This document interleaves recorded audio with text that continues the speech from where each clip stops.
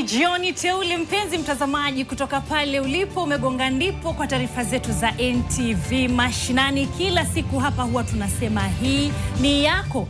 Ni rahisi, tunakuhusisha wewe pale ulipo. Unaweza tu ukapiga picha kutumia simu yako ya mkononi, alafu tutumie hiyo video. Sisi ni kina nani, tunaicheza hapa moja kwa moja kwa madhumuni ya yule mtazamaji mwenza mtazamaji. Alafu vile vile kwenye mitandao ya kijamii tumekuhusisha @swakesho_@NTV Kenya. Mtazamaji karibu sana, ambapo leo tunakuuliza mtandaoni, je, umei kusikia samosa inayotokana na samaki? Ni mojawapo wa zile taarifa ambazo tumeziandaa, na kwa sasa tuanze na kionjo cha taarifa zetu. Kununua kwa mbichi tayari inakuwa ni 200. Na pindi unapokuwa umemuuza amekauka anakuwa ni shilingi 400 kwa kilo moja. Vijana wafikia kugeuza changamoto kuwa riziki Tana River. Tutakujuza kuhusu ubunifu wa samaki unaowapa kipato maradufu wa kazi. Kuna matope mingi na soko tulikuwa tunalipa ushuru, lakini serikali iko na hatujailipiwa hii soko, tunahangaishwa. Wafanya biashara katika soko la Malaba huko Busia walalamikia mazingira duni ya soko, huku wanasiasa wakiendelea kujipiga kifua kuhusiana na mpango wa ujenzi wa soko jipya. Hii miche ukiitunza vizuri vile tumefunzwa, itakuwa ikikupea kilo 120. Akina mama Cherangani Trans Nzoia wahimizwa kukumbatia kilimo cha parachichi badala ya kutegemea mahindi pekee. Tuika katika majukumu ya kuwa mwandishi. Nimeandika riwaya ambayo linaenda kwa jina Deni ya Mababu. Na huko Pokot Magharibi tutakueleza kuhusu juhudi za jamaa mmoja anayegeuza dhana potovu ya wizi wa mifugo na ujahili miongoni mwa jamii hizo na badala yake kuwa mwandishi sugu wa riwaya.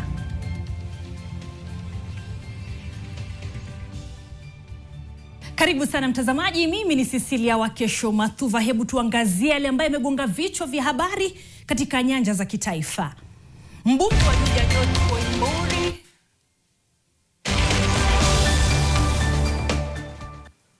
bila shaka ni makuu, ambapo mbunge wa Kiambu George Koimburi amepatikana hai baada ya ripoti kuibuka kuwa alikuwa ametekwa nyara Jumapili baada ya kuhudhuria ibada kanisani Mugudha, kaunti ya Kiambu. Akizungumza katika hospitali ya Karen anakopokea matibabu, mbunge huyo, naibu rais Rigathi Gachagua ama naibu rais wa zamani, amekashifu vikali kitendo hicho, akikitaja kuwa kinyume cha haki za binadamu.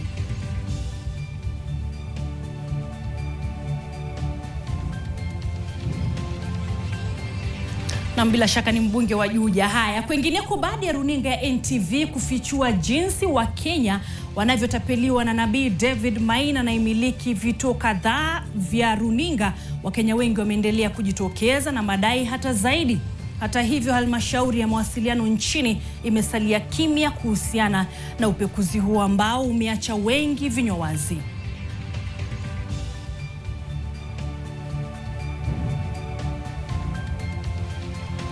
Na katibu mkuu wa KOTU Francis Atoli sasa amelipuka kwa ghadhabu akiwasuta wanaharakati waliosafiri nchini Tanzania juma lililopita. Atoli anasema wanaharakati hao, akiwemo kiongozi wa PLP Martha Karua na jaji mkuu mstaafu Willy Mutunga, walizua rabsha katika taifa lisilo lao, na sasa Wakenya wanaofanya kazi nchini Tanzania ndio wamebaki wakiumia.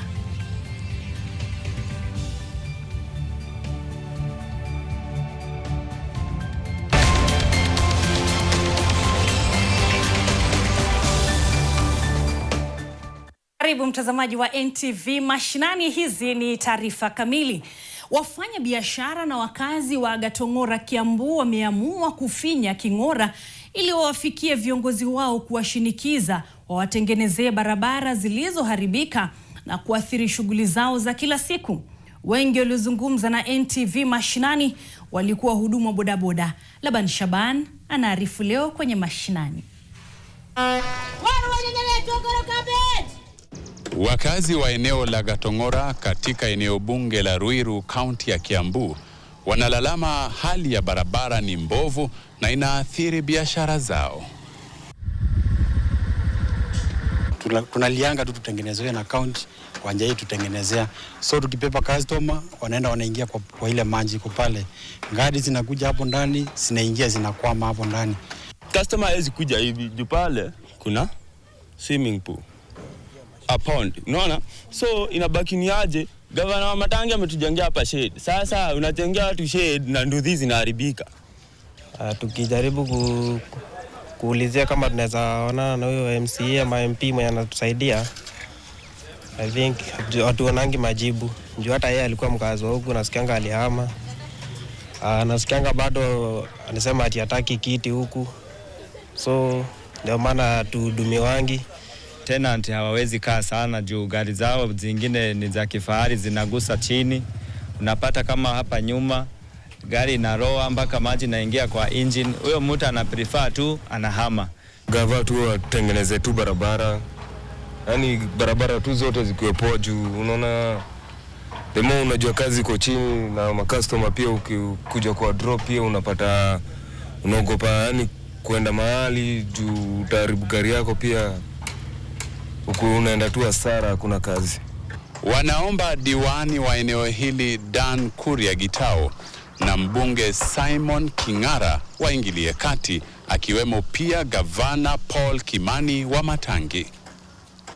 Venye tuliwapea kura pia watu waangalie hivyo kwa sababu tunateseka. MCA hapa. Unajua MCA anaishi wapi? MCA anaishi hapa. Yeye mwenyewe haisitengeneza hii barabara. Hata kujua kwa nini haisitengeneza barabara. Yeye anapita pale. So, sisi tunaomba sana kama ni MCA atuangalie sana watu wa Nduthi. MCA baadhi anakaa tu around because anakaa tu hapa just like 200-300 meters from hapa. So pia utumia tu around hii barabara na huwa anaona but hakuna kitu huwa anafanya kuhusu hii shughuli. Ni kilio cha mwananchi mashinani. Laban Shaban, NTV Mashinani, kutoka Gatong'ora, kaunti ya Kiambu. Haya, bila shaka asante sana Laban Shaban. Leo naona umejitosa pia wewe kwenye NTV Mashinani, shukran sana. Lakini mtazamaji, kwa minajili ya taarifa ambayo tulikuwa tumeiangazia hapo awali kwenye makuu yetu ya leo ni kwamba halmashauri ya mawasiliano humu nchini yani CA imeahirisha mara moja upeperushaji wa vipindi vya Yawe Media Services. Kumbuka mtazamaji, ni kufuatia makala ya upekuzi tuliopeperusha hapa kwenye NTV jana usiku ama Jumapili, na hivyo basi vipindi vimeahirishwa huku wakipigwa faini. Tutakuwa tunakueleza kwenye taarifa zetu zijazo ni faini ya kiasi kipi, lakini kumbuka ni taarifa ambayo imetumwa kwenye vyombo vya habari na ni kwamba Yawe Media Services sasa watatozwa faini na wameahirishwa kutopeperusha vipindi vyote, na hii ni kufuatia makala ya upekuzi ambayo yalikuwa yanaonyesha moja kwa moja jinsi runinga hiyo wanavyoendelea kupeperusha matangazo hususan ya kamari na vile vile matangazo ya kibiashara pasi na kufuata sheria za kupeperusha vipindi. Mtazamaji, haya utakuwa unapata kina chake baadaye kidogo, lakini kwa sasa kwa miaka na mikaka jamii ya Pokot imehusishwa na maovu pamoja na mila potovu za ujangili, wizi wa mifugo na kuwa watu ambao hawajasoma. Hata hivyo, kijana mmoja kwa jina Abel Rotich Lokwete amegeuza dhana hii kwa kufanya sanaa ya uandishi wa vitabu. Mwandishi wetu Oscar Kakai alimtembelea kwenye kijiji cha Talam, eneo la Tamkal, na sasa tuungane naye. Niko katika eneo la Mwino kwenye kaunti ndogo ya Pokot ya Kati katika kaunti ya Pokot Magharibi, ambapo nimekutana naye mwandishi mtajika kwa jina Abel Lokwete Rotich. Bwana Lokwete ni mwandishi ambaye amechipuka kutoka kaunti hii ya Pokot Magharibi. Jitwika katika majukumu ya kuwa mwandishi. Nimeandika riwaya ambayo linaenda kwa jina Deni ya Mababu. Ukiliangalia kifasihi, Deni ya Mababu haiendani sawa na ngeli ambaye ni deni la mababu. Hii riwaya ni riwaya ambaye imejaa maswali ambaye hayana jibu.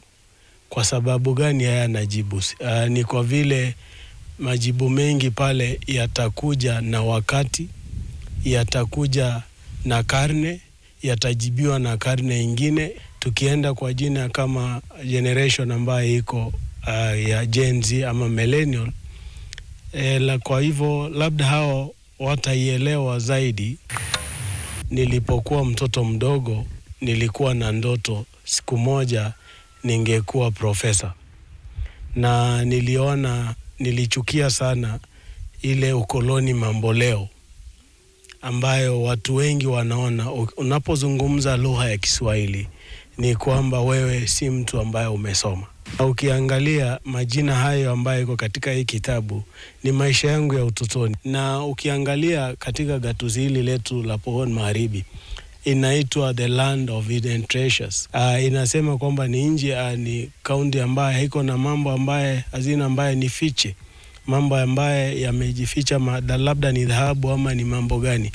Bwana Lokwete kwenye kitabu hiki anaelezea kuhusu taasubi ya wanaume pamoja na masuala ya uongozi. Nimetumia wahusika ambao wako na sifa ya fasihi andishi na fasihi simulizi. Kwamba kuna mzee pale ambaye ni mhusika mkuu kwa jina Babu Kubwa, ametawala kuanzia mwanzo hadi mwisho. Na hiyo inaniambia kwamba kuna ujumbe nilikuwa najaribu kuipitiza. Ujumbe ya kwanza nimepitiza kupitia huyo mzee.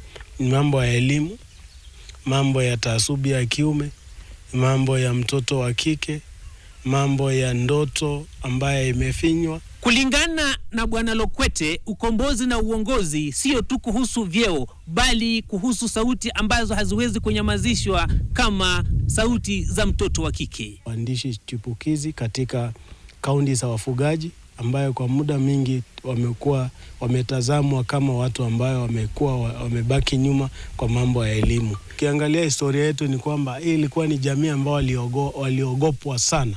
Hii mtazamo wa jamii imekuwa tangu mkoloni na kabla mkoloni kwamba sisi ni watu wabaya, watu wa vita, lakini leo hii nawaletea kwamba usituangalie kwa mtazamo wa mababu zetu.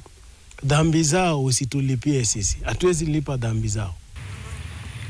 Watu wengi wasioelewa hufikiria kwamba hakuna lolote nzuri linaweza kutokea katika kaunti ya Pokot Magharibi, lakini Bwana Lokwete ameweza kufanya kitu ambacho kitaenziwa na watu wengi. Nikiripotia NTV Mashinani kutoka kijiji hiki cha Mwino katika kaunti ya Pokot Magharibi, jina langu ni Oscar Kakai wa Masega. Asante sana Oscar kutoka maeneo ya West Pokot ama Pokot Magharibi. Na sasa tuelekee pwani ya Kenya ambapo katika kaunti ya Tana River vijana wameamua kugeuza changamoto kuwa fursa nzuri kupitia ubunifu katika sekta ya uchumi samawati. Wakiwa wamepata mafunzo maalum kupitia mradi wa Bluebees, vijana hawa sasa wanajihusisha na uongezaji thamani wa samaki, hatua inayolenga kuongeza mapato na kufikia masoko mapya. Mwandishi wetu wa shina la Tana River Steve Oduor na uketo wa taarifa hii. Tupo katika kijiji cha Chakamba, eneo bunge la Tana Delta County ya Tana River, ambapo sehemu hii uchumi samawati unachochea vijana kuwa na ubunifu mpya na zaidi katika kutengeneza bidhaa zinazotokana na samaki. Hapa hawavui samaki tu, bali wanatengeneza ajira kupitia kuboresha bidhaa za samaki na kutengeneza vitu kama mafuta na vile vile samaki inayoweza kukaushwa na kukubalika katika soko za nje na wawekezaji pamoja na wale ambao watu wangetaka kununua bidhaa hizo za samaki na kuweza kuzitumia kwa muda mrefu. Tunapika sambusa za papa. Huyu ni papa. Huwa tunamchukua baharini akiwa mzima, alafu tunampika. Alafu tukimaliza kumpika huyu papa, tunambonda hivi anakuwa hivi unga, tunamchanganya na vitunguu, spices zingine na ndimu ili apate kuwa na utamu fulani. Lakini huyu papa tunamtoa hizi nyama zake, hizi za ndani, mifupa yake, kwa sababu papa ni rahisi kumfanyia sambusa kwa sababu yeye ni laini na hii mifupa yake ni rahisi kuyapata, si kama samaki wengine wako na miba mingi sana, hatuwezi kufanyia sambusa. Kwa kukausha hawa papa ni kwa sababu ya ukosefu wa market ama ukosefu wa barafu mara nyingine. Maana za kuwa umepata papa kama kilo 200, kilo 300, ukisema utazunguka nao pale hawezi malizika. Sasa pindi unapokuwa umewapasua, umewaosha, umewatia chumvi, umewaanika, wanaweza kukaa muda hata wiki 3 na hawana shida. Papa hakuna siku anaanguka thamani rahisi, kwa sababu kumnunua akiwa mbichi tayari inakuwa ni 200, na pindi unapokuwa umemuuza amekauka anakuwa ni shilingi 400 kwa kilo moja. Baada ya kufanyiwa training, technical training, wakafunzwa jinsi ya kufanya value addition katika ile product yao, main product ambao ni samaki. Sasa wameletwa pamoja na washikadau katika sekta ya uvuvi wa samaki na ufugaji wa samaki ili waweze kujuana na wenzao, kwa sababu baada ya kusoma what's next. Kwa ubunifu na bidii, vijana wa kaunti ya Tana River wanadhibitisha kwamba mafanikio katika uvuvi hayamo tu katika ndoano, bali pia katika usindikaji wa kisasa na uendelevu wa kiuchumi. Stephen Oduor, NTV Mashinani, kaunti ya Tana River. Ni samosa za samaki. Mtazamaji, sijui kama umewahi kuzila, umezisikia ama wakutana nazo kwa mara ya kwanza. Waswahili wanasema mgagana upo hali walimkavu. Asante sana na Stephen Oduor kutoka kaunti ya Tana River. Haya mtazamaji, kumbuka ndio taarifa ambayo ni kielelezo cha swali letu la mtandaoni, ambapo tunakuhusisha na kukuuliza kama umewahi kumbana na hiyo samosa ya samaki. Kuna hapa jumbe zenu kemkem zinaendelea kutiririka, nitakuwa nazisoma baada ya mapumziko, lakini kwa sasa tunaelekea mapumzikoni, alafu tukirejea tuko na mengi na yajayo, ambapo kuna hazina ya zaidi ya shilingi milioni 500 kwa waathiriwa 500 wa migogoro kati ya binadamu na wanyamapori kote nchini. Tuna undani wake.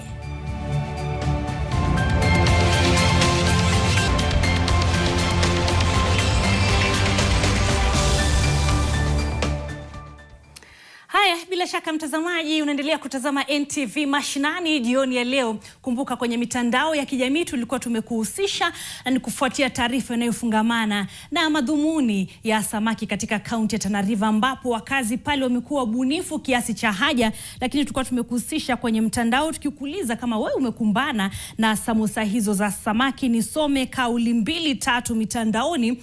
Kuna mmoja ambaye anasema mimi, anajita Gina Aladi, anasema mimi nilishtuka na samosa za Waru Nakuru, na sasa hizo nilikuwa sijarikava kutoka kwa zile za paka. Haya, kuna mwingine Spartan KE anasema I was in shock when I met samosa za omena, like I never expected such. Haya, samosa za omena pia ziko. Kagwaine Domisiano anasema naona hivi karibuni tutakuwa na samosa za jaba. Haya, huyo pengine ni wa Meru. Nakuru anasema kaunti la Nakuru ni mengi kama mkate wa sweet potatoes. Asante sana Joka Jok. Junior Mwaboza anasema samosa za nyama ya paka kongowea. Haya, ni kauli zenu hizo mtazamaji, zinaendelea kutiririka pale. Unaweza ukachangia, tueleze 2-3 kuhusiana na kitoweo ambacho umekula ama aina ya samosa ambayo umekula, ukirejelea taarifa yetu ya awali. Lakini kwa sasa tusonge mbele, na ni kwamba Rais William Ruto amezindua hazina ya fidia kitita cha zaidi ya shilingi milioni 900 kwa waathiriwa wa migogoro kati ya binadamu na wanyamapori nchini wa kuanzia mwaka 2022. Katika kaunti ya Meru alikozindua mpango huo, waathiriwa 570 walionufaika wamesema wamengoja kwa miaka na mikaka na kuwa wengine walikuwa wamepoteza matumaini. Baada ya kugoja kwa muda sasa, mamia ya wakazi kutoka kaunti ya Meru wako na matumaini kwamba watapata fidia kutokana na migogoro kati ya binadamu na wanyamapori. Sasa hiyo kama naenda msituni kutafuta kuni, sasa akakutana tu na ndovu. Sasa ndio tu akakutana tu akaoa. Lakini tepeleka alipika hospitali. Sasa kupika hospitali akaagia huko. Najihisi vipi kwamba pesa zenye umekuwa ukigojea kwa miaka 5 umepata leo? Jenga nyumba, ile kashamba nilikuwa naye hakuna taito, nikalipa taito, nikanunua ngamia. Mama alikuwa amelala kwa nyumba mchana, nyoka ikawa inakimbia ikifuatana na panya. Wakati iliingia, wakati anainua mkono ikamuuma mkono, akapeleka hospitali, akamalisha kama wiki moja na kaaga. Wakati ya tukaenda wakaenda WS, tukakremu, tukapatiwa ile pomu, tukajasha, ikaenda Nairobi kutoka mwaka wa 2015 mpaka mwaka jana ndio tulipata pesa kidogo, na hii ndio tumemalishiwa sheki ndio hii. Ulikuwa umekufa moyo kwamba hizi pesa wewe hutazipata na leo umezipata, umehisi vipi? Wakati mbeleni huko ninaona kama itapatikana, lakini mwaka ile uliopita wakati nilipata kanusu nilipata na moyo kuona hii nyingine itakuja. Hata wakati niliitwa nilija na nikapatiwa. Kwa wakati mtoto wangu alienda kuni kwa msitu. Baada kupika kwa barabara akutana na ndovu. Na walikuwa watu wengi. Wakati wale wengine wakitoroka akijaribu kuweka kuni chini akachikiliwa hapo. Sasa akaanza anakupia hapo. Sasa hiyo ndio nachukua hatua, ngaenda kupika ripoti kwa kende vilezi, kwa polisi. Kaambiwa sasa ila tandiro na hiyo maneno nikende vilezi. Hiyo moyo iliisha. Na saa hii wakati mimi nilikumbusha hiyo maneno kasikia hata roho yangu iko mahali inakuswa. Zaidi nikiripotia NTV mashinani kutoka hapa kaunti ya Meru. Jina langu ni Sam Wanyaike. Na wanasema baada ya dhiki ni faraja hapo kaunti ya Meru na vile waathiriwa kaunti yote ama Kenya yote. Na katika juhudi za kukabiliana na umaskini kupitia kilimo, biashara na kuboresha lishe ya familia, kina mama katika eneo la Cherangani kaunti ya Trans Nzoia wamehimizwa kukumbatia kilimo mbadala cha parachichi badala ya kutegemea upanzi wa mahindi pekee. Kutoka kaunti ya Trans Nzoia tuungane na mwandishi wetu Evans Nyala. Japo kaunti ya Trans Nzoia imejulikana kwa kipindi kirefu kama ghala la kitaifa kutokana na upanzi wa mahindi, wakulima katika eneo hili sasa wamekumbatia kilimo mseto ili kuongeza mapato yao. Baadhi ya wakulima sasa kupitia kilimo mseto wameanza upanzi wa parachichi. Katika eneo la Nyakinywa, wakulima hasa kina mama wameanza upanzi wa parachichi ili kuimarisha kilimo biashara. Tumeshukuru sana, ni kwa sababu hakika hii miche itakuwa msaada sana kwa maboma zetu. Tumesikia hii miche ukiitunza vizuri vile tumefunzwa itakuwa ikikupea kilo 120. Sisi wakaaji ya Nyakinywa tuko na shamba kidogo, lakini tutakapopanda hii najua umaskini itatutoka na hata watoto wetu watakula tupata afya nzuri. Akihutubu wakati wa kusambaza miche ya parachichi aina ya Hass, mkurugenzi wa wakfu wa kusaidia akina mama katika eneo hili John Njuguna amesema kuwa ni kinaya kwamba licha ya kaunti hiyo kuzalisha asilimia kubwa ya mahindi, kiwango cha umaskini bado kiko juu. Tukikusa hiyo inakaa mwaka moja inaanza kuzaa. Na ikianza kuzaa moja inaweza kuzaa debe 3. Na ujue kilo moja ya avocado hii ya Golden Hass ni 120.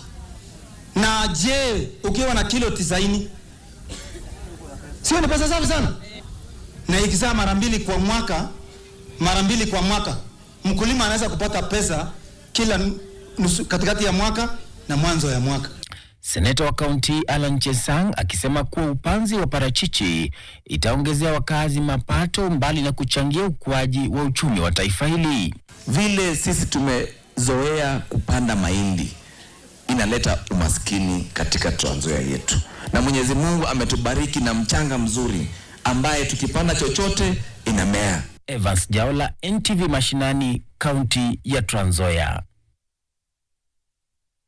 Haya mtazamaji, kutoka kaunti yake na tembea pale Trans Nzoia, turejee hapa studioni ambapo katika mazingira ya wezi sugu wa simu utafanya nini iwapo utagundua simu yako ya rununu imeibiwa kwa umma?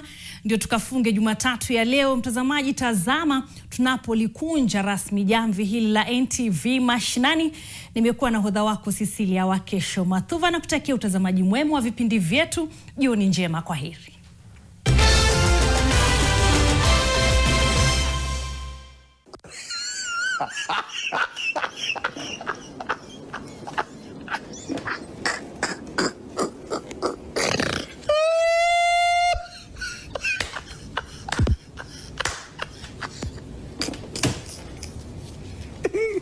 Viewers, apologize, I'm continue.